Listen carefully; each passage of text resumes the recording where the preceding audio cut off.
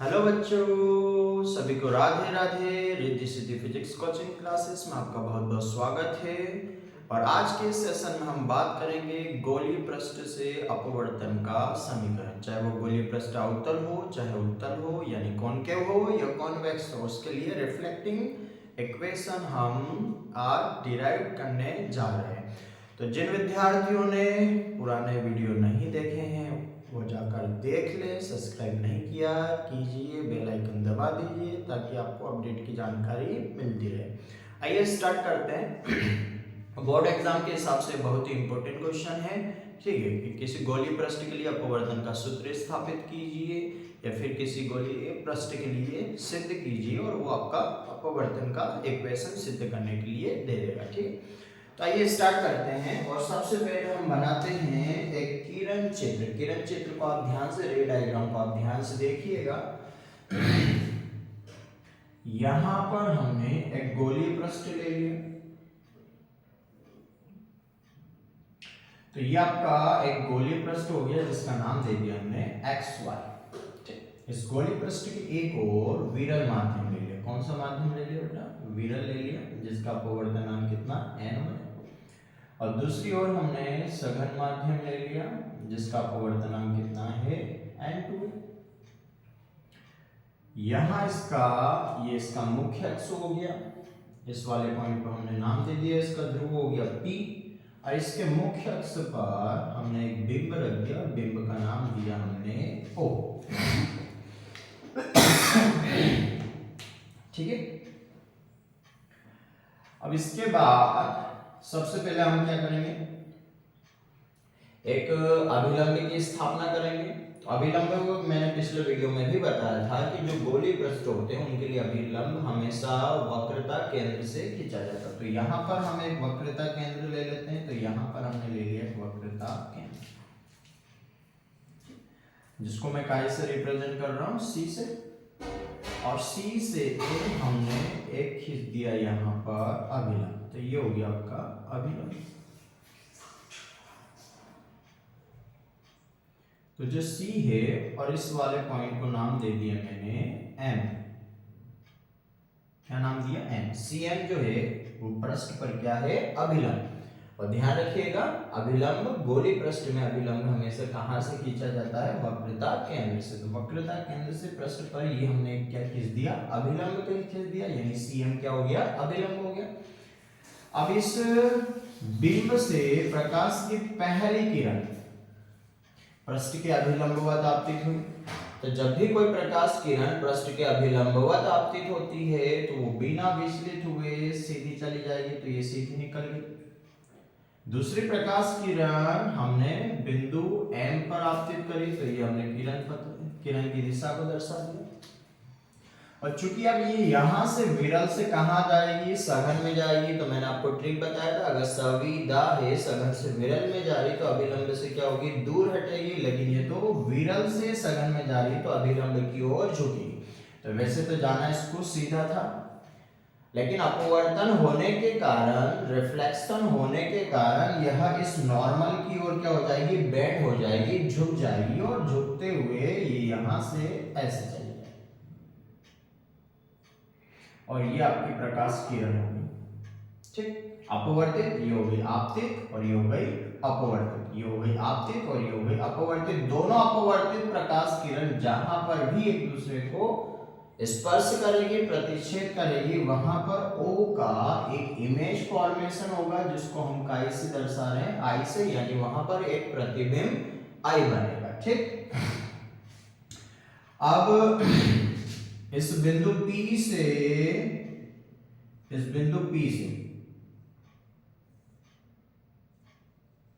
Object की जो दूरी है उसको हम काय से दर्शा रहे हैं? U से। तो ये तो हो गया आपका U, ठीक। बिंदु P से जो वक्रता केंद्र है उस वक्रता केंद्र की दूरी को हम कैसे दर्शाएंगे? तो उसको हम दर्शा रहे हैं कैपिटल R, यानी वक्रता त्रिज्या। और ध्रुव से जो इमेज बना हुआ है, यदि पोल से इमेज का जो डिस्टेंस है उसको हम काय से दर्शाते हैं? तो हमने पढ़ ही रखा है, इमेज का यानी प्रतिबिंब की दूरी को हम काय से दर्शाएंगे, v से। तो बेटा ये दूरी हो गई, ठीक है। ध्रुव से बिंब की दूरी को u से दर्शाते हैं, ध्रुव से वक्रता केंद्र की दूरी को वक्रता त्रिज्या कहते हैं, जिसको हम काय से दर्शाते हैं, कैपिटल R से। और ध्रुव से प्रतिबिंब की दूरी को हम काय से दर्शाएंगे, v से, यानी प्रतिबिंब की दूरी। अब आपतित किरण और अभिलंब के मध्य बनने वाला यह जो कोण है, आपतित किरण और अभिलंब के मध्य बनने वाला कोण हो गया, तो ये हो गया आपका आपतन कोण I। और अपवर्तित किरण और अभिलंब के मध्य बनने वाला यह जो कोण, ये हो गया आपका अपवर्तन कोण R हो गया, ठीक। अब यहाँ पर ये जो एंगल है, एक तो ये वाला O पर, एक C पर और एक I पर, इसको हम सपोज कर लेते हैं कि माना कि यह एंगल क्या है आपका अल्फा है, यह एंगल क्या है बीटा है, और यह एंगल आपका क्या है गामा है, ठीक। आप कुछ भी नाम दे सकते हो, अल्फा बीटा गामा, बिंदु O के लिए मुख्य अक्ष के साथ, और ये जो है आपका ये अल्फा हो गया, ये वाला एंगल क्या हो गया बीटा, और ये वाला एंगल हमने क्या मान लिया गामा, नाम कुछ भी हम दे सकते हैं, ठीक। तो इस तरह से ये हमारा किरण चित्र क्या हो गया, कंप्लीट हो गया। नामांकित किरण चित्र बनाइएगा तो वहां पर लिख देना कि एक्स वाई आपका क्या है गोलीय पृष्ठ।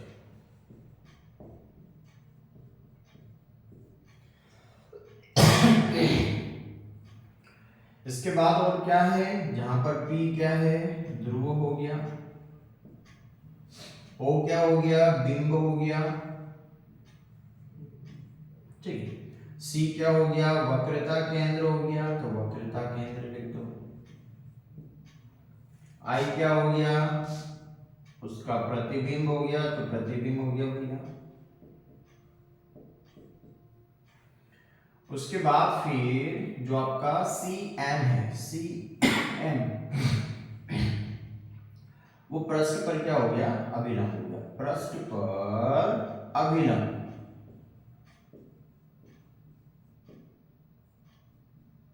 ठीक। एंगल आई आपतन कोण हो गया, एंगल आर अपवर्तन कोण हो गया। इस तरह से हमने नामांकित किरण चित्र यानी रे डायग्राम को यहाँ पर बना दिया, ठीक। अब एक एक स्टेप ध्यान से समझते जाना भैया। सबसे पहले तो ये हमारा रे डायग्राम हो गया, रे डायग्राम।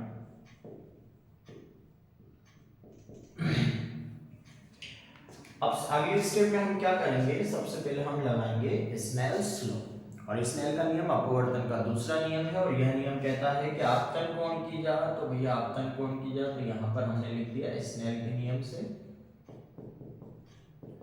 स्नेल के नियम से। और स्नेल का नियम क्या कहता है, आपतन कोण की जा तथा अपवर्तन कोण की जा का अनुपात एक स्थिरांक होता है, जिसे माध्यम का सापेक्ष अपवर्तनांक कहते हैं, और उसको हमने कैसे दर्शाया यहाँ पर n से। अभी कौन से माध्यम के सापेक्ष किसका अपवर्तनांक होगा, ये डिपेंड करेगा आपके रे डायग्राम पर, और मैंने पिछले वीडियो में भी आपको समझाया था, एक बार फिर से ध्यान से देख लो। आपकी प्रकाश किरण n1 से पहले माध्यम से किस में जा रही है, दूसरे माध्यम में, तो पहले माध्यम से, तो यहाँ आ गया पहले माध्यम, और किस में जा रही है दूसरे माध्यम में, तो ये हो गया, यानी प्रारंभिक माध्यम प्रारंभ में आएगा और अंतिम माध्यम अंत में आएगा, ठीक।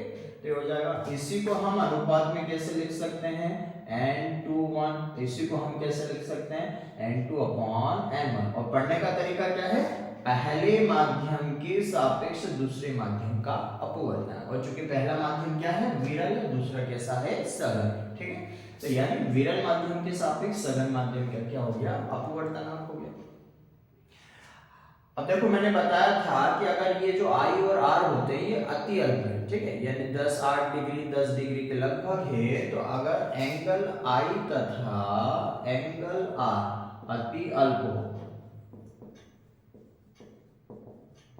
हो तो जो आपका साइन I है, ठीक है, वो लगभग क्या हो जाएगा I के बराबर हो जाए, यानी साइन थीटा के बराबर हो जाए, तो साइन I हो जाएगा, तथा जो आपका साइन R है, साइन R वो किसके बराबर हो जाएगा, R के।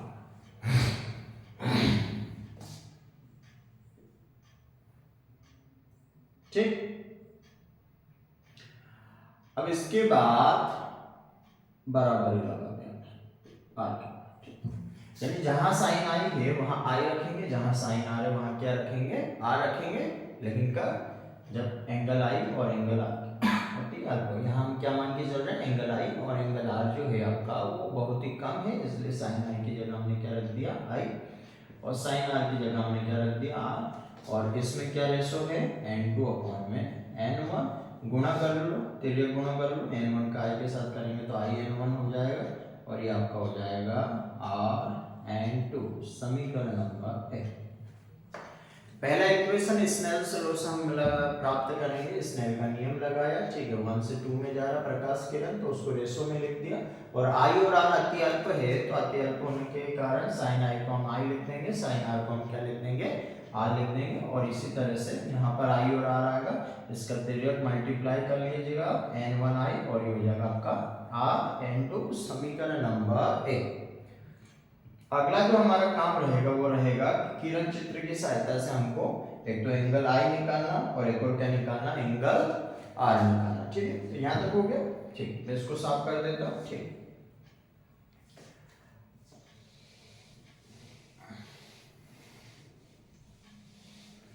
अब एंगल आई कैसे निकालेंगे, तो ध्यान से देखिएगा, मैंने पिछले वीडियो में भी बताया था कि अगर मान लो कि ये आपका x है, यहाँ पर आपका क्या हो गया, अल्फा हो गया, यहाँ पर बीटा हो गया, और यहाँ पर क्या हो गया, गामा हो गया। तो जो भाई कोण होता है, बहिष्कोण, एक्सटर्नल जो एंगल होता है वो उसके सम्मुख, सामने वाले, ये सामने वाला नहीं, ये तो संगत, ठीक है, इस x के सामने वाला, एक तो क्या है अल्फा और एक और क्या है बीटा। तो किसी भाई कोण का मान उसके सम्मुख अंतः कोणों के योगफल के क्या होता है, बराबर। तो x के सम्मुख अंतर कोण कौन सा है, अल्फा प्लस बीटा, तो x बराबर क्या हो जाएगा, अल्फा प्लस बीटा। तो ये वाला कॉन्सेप्ट आप ध्यान रखिएगा। एक्सटर्नल एंगल कैसे निकालेंगे, उसके सम्मुख अंतर कोणों के योगफल के क्या होगा, बराबर। तो सबसे पहले हम जो त्रिभुज लेंगे वो अपने को एक ऑब्जेक्ट के साथ, एक देखो यहाँ पर आई दिखाई दे रहा है, ये वाला एंगल देखिएगा। तो हमने त्रिभुज लिया ओ से कौन सा, m, और m से हम चलेंगे किधर की ओर, c की ओर, ये वाला ट्रायंगल लिया, ये वाला। तो हमने लिखा कि भैया त्रिभुज यानी ट्रायंगल, और ट्रायंगल का नाम लिख दिया हमने ओ एम सी से, दिखाई दे सकते, देखो ये हो गया ओ, ये एम और सी, ये वाला ट्रायंगल। इस वाले ट्रायंगल में देखो कि ये वाला आपका आंतरिक कोण है, ये भी आंतरिक कोण है, और जो आई है वो एक्सटर्नल एंगल है, भाई कोण है, ठीक है। तो यहां से हमने लगाया कि ये भाई कोण यानी बहिष्कोण, एक्सटर्नल एंगल आई बराबर, अब आई किसके बराबर होगा, तो इसके सम्मुख अंतर कोण कौन से है, तो अंतर कोण एक तो बीटा है और एक और कौन सा, अल्फा है, ये दोनों ही अंतर, ठीक है। तो अंतर इसके सम्मुख अंतर कोण, ठीक है, सामने वाले, तो सामने पे कौन कौन रखा हुआ, अल्फा प्लस बीटा, ये हो गया समीकरण नंबर 2। तो समीकरण 2 हमने एक त्रिभुज लिया ओएमसी, और उसमें हमने भाई कोण वाला कॉन्सेप्ट लगाया, और आई बराबर क्या हो गया, तो इसी वाले त्रिभुज में देखना, ये आपका, इसको भूल जाओ, ठीक, ये वाला, ये हो जाएगा आपका अल्फा प्लस बीटा। अब इसके बाद इसके पास वाला जो एंगल है उसको आप देखना है ना, इसको छोड़ दो, इसके पास वाला कौन सा, एक तो ये आपका सी से m, और m से हम किधर की ओर जाएंगे, आगे, ये वाला एंगल देखिएगा, ये ठीक है, ये वाला ट्रायंगल देखो, ये वाला ध्यान से, ये वाला त्रिभुज देखो। तो हमने लिया त्रिभुज, और त्रिभुज का नाम दिया हमने C, या फिर ऐसे लिख दो I M C, ये वाला, ठीक। और इससे देखो इस वाले त्रिभुज में बहिष्कोण कौन सा दिखाई देगा, तो इस वाले त्रिभुज में जब आप देखोगे यहाँ पर ये वाला हो गया, एक ये हो गया, और एक ये वाला, तो ये तो अंतर त्रिभुज के अंदर है, तो अंतर कोण, ये भी अंतर कोण है, ठीक है। तो बाह्य कोण कौन सा हो रहा आपका, बीटा, ठीक है। तो यहाँ पर हमने लिखा भाई कोण, तो ये हो गया आपका भाई कोण, और क्या नाम है उसका, बीटा बराबर। अब ये जो बीटा है ये इसके सम्मुख अंतर कोण, तो इसके सामने अंतर कोण एक तो आर है, ठीक है, एक तो आर हो गया, और एक और क्या हो गया आपका गामा हो गया। तो हमने लिखा बीटा बराबर आर प्लस गामा, और हमको तो किसका मान चाहिए आर का, तो यहां से आर का मान निकालेंगे तो हो जाएगा बीटा माइनस गामा बराबर आर। समीकरण नंबर कितना हो गया आपका 3। तो इस प्रकार से हमने पहले ये वाला त्रिभुज लिया, एक बार बिंब के साथ लेंगे ओ एम सी और एक बार प्रतिबिंब के साथ लेंगे आई एम सी, ठीक है। और इन दोनों त्रिभुज से हमने क्या निकाल लिया भाई कोण निकाल लिया, एक में आई भाई कोण था, दूसरे वाले में बीटा भाई कोण था, और वहां से हमने आई और आर का मान निकाल लिया। और अब यही समीकरण 2 और समीकरण 3 का मान हम कहां पर रखने वाले हैं समीकरण नंबर 1 में। तो लिख देंगे भैया समीकरण 1 में समीकरण 2 तथा समीकरण 3 के मान रखने पर, ठीक। चलो मान रखते हैं, पहले क्या है आई, तो आई का मान कितना है, तो पहले n1 है तो n1 रख देता हूँ यहाँ पे n1, और इसके इनटू में आई है तो आई का क्या मान आया अल्फा प्लस बीटा, ये हो गया।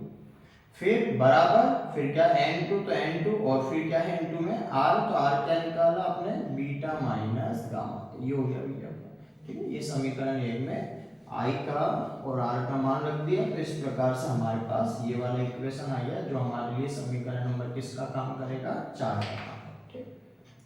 तो सबसे पहले हमने स्नेल्स लॉ लगाया, स्नेल्स लॉ में फिर आई और आर को अत्यंत मानते हुए हमने वहां से इक्वेशन नंबर फर्स्ट प्राप्त किया। फिर हमने जो किरण चित्र था उसमें 2 त्रिभुज लिए, पहले त्रिभुज से जो कि ऑब्जेक्ट के साथ O के साथ था OMC, वहां से हमने भाई कोण वाला कॉन्सेप्ट लगाकर आई का मान प्राप्त किया। दूसरा वाला जो त्रिभुज था सेकंड वाला वो हमने प्रतिबिंब IMC लिया, ठीक है। और वहां से हमने भाई कोण बीटा बराबर, वहां से हमने कॉन्सेप्ट लगाया कि भाई कोण या बहिष्ठ कोण का या एक्सटर्नल एंगल का जो मान होता है उसके सम्मुख अंतः कोणों के योगफल के क्या होता है बराबर। और वहीं से हमने किसका मान निकाला था आर का, तो समीकरण 2 और समीकरण 3 से आई और आर का मान हमने कहां पर पुटअप किया समीकरण नंबर 1 में। तो इस प्रकार से हमारे पास कौन सा समीकरण आ गया समीकरण नंबर 4।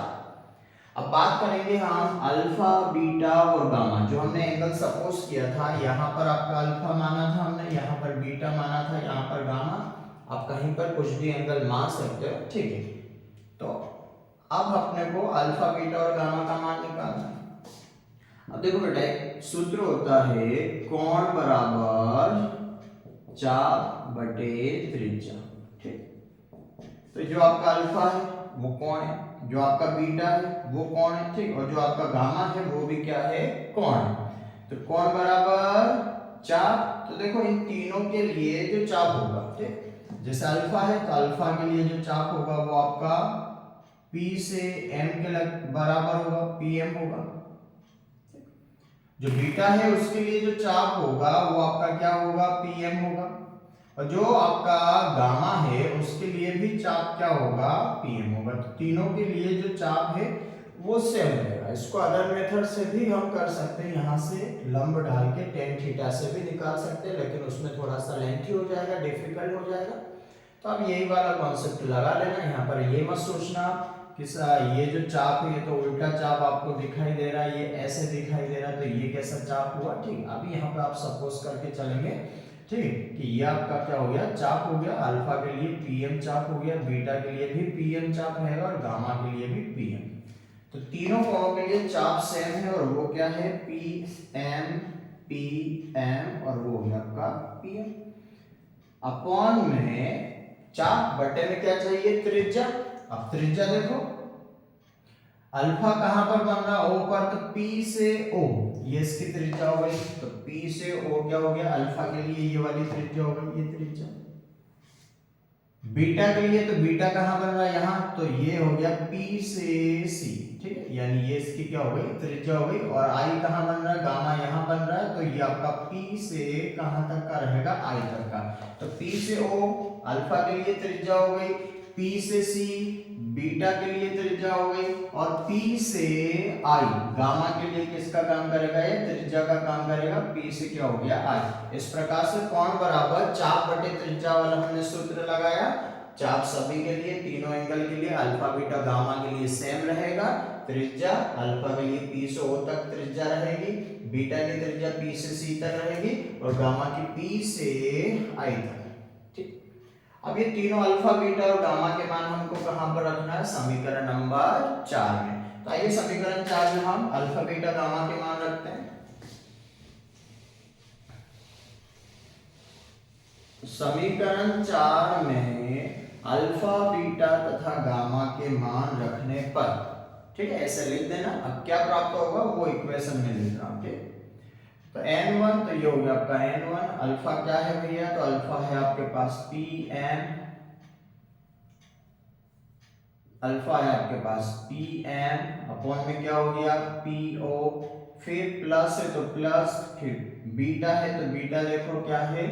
Pn अपॉन में क्या हो गया? PC, तो ये हो गया PC बराबर, उसके बाद क्या है? N2, तो ये हो गया आपका N2 और फिर क्या है? बीटा, तो बीटा कितना है? Pn अपॉन में PC और माइनस फिर क्या है? गामा, तो गामा क्या है आपके पास? Pn और अपॉन में क्या हो गया? ये Pi। ठीक,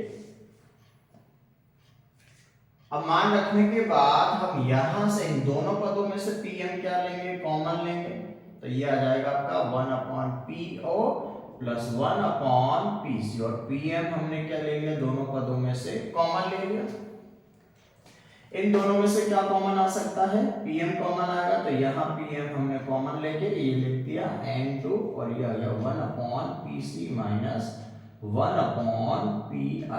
ठीक, और ये Pm से Pm क्या हो गया?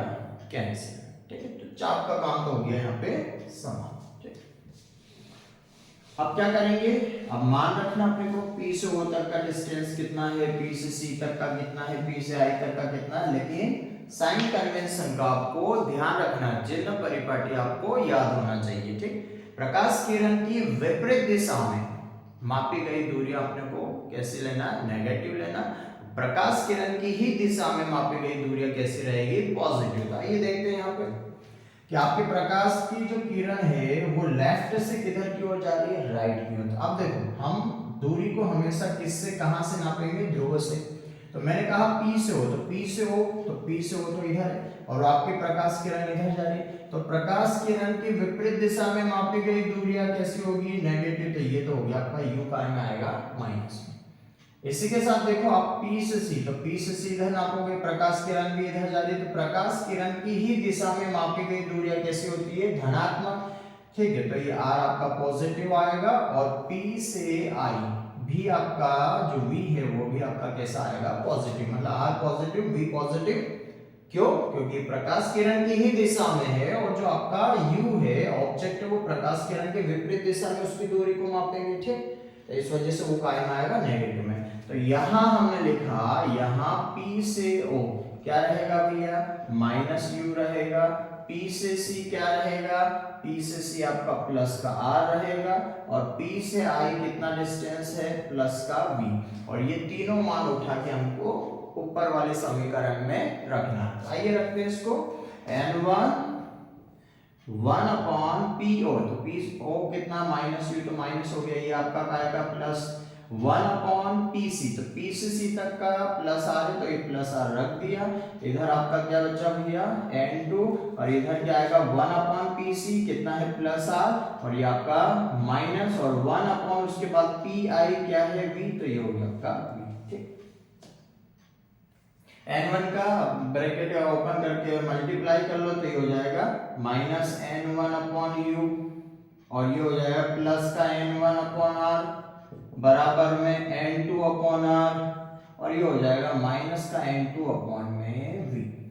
ठीक, हो गया मल्टीप्लाई कर दिया।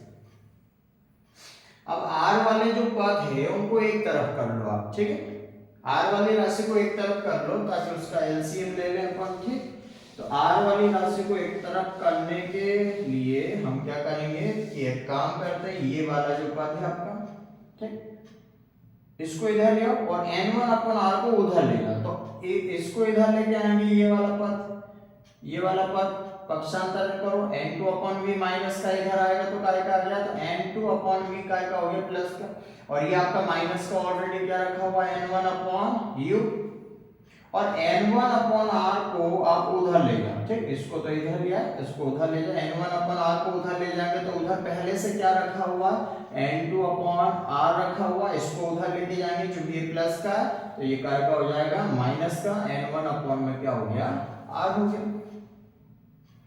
अब ये हो गया आपका n2 upon v minus n1 upon u बराबर, इसका एलसीएम ले लो कितना आएगा r, और ये हो जाएगा n2 माइनस n1, और यही तो है किसी भी गोली पृष्ठ, चाहे वो अवतल हो चाहे उत्तल हो, उसके लिए अपवर्तन का समीकरण है, ठीक है। और क्वेश्चन कैसे आएगा, सिद्ध कीजिए किसी गोलीय पृष्ठ के लिए n2 upon v minus n1 upon u बराबर n2 minus n1 upon r होता है, जहां संकेतों का सामान्य अर्थ है, ठीक है। इसको आप चाहो तो उस वाले पद को इधर लिख दो, n2 minus n1 upon r बराबर n2 upon v minus n1 upon u। ये हो गया बेटा आपका गोली पृष्ठ से अपवर्तन का समीकरण, चाहे वो कॉन्केव सरफेस हो चाहे वो कॉन्वेक्स सरफेस हो, ठीक है। तो आशा करता हूँ आप सभी को समझ में आ गया होगा। बोर्ड एग्जाम के हिसाब से 4 नंबर का निबंधात्मक प्रश्न है और बहुत ही इंपॉर्टेंट है, और आगे जो हम डेरिवेशन करेंगे उसमें यही वाला जो आपका लेंस निर्माता जो सूत्र है उसकी हम स्थापना करेंगे। तो लेंस निर्माता हम कल देखेंगे और उसमें इसी वाले सूत्र की आवश्यकता पड़ेगी, तो ये सूत्र ध्यान रखिएगा, ठीक है, कि जब भी प्रकाश किरण n1 से कहाँ जा रहा n2 में, तो उसके लिए जो अपवर्तन का समीकरण होगा वो ये होगा, ठीक। हाँ, ध्यान रखना अगर यहाँ n2 होता और यहाँ n1 होता तो जहाँ n2 है वहाँ n1 आ जाएगा, जहाँ n1 है वहाँ क्या आ जाएगा आपका n2 आ जाएगा, बाकी पद आपके सेम रहेंगे, ठीक है। तो पढ़ते रहिए क्योंकि अब आपके पास टाइम नहीं है, और कुछ भी डाउट हो इससे रिलेटेड तो आप कमेंट्स बॉक्स में जाकर कमेंट्स करिएगा। सभी को शुभ रात्रि, राधे राधे।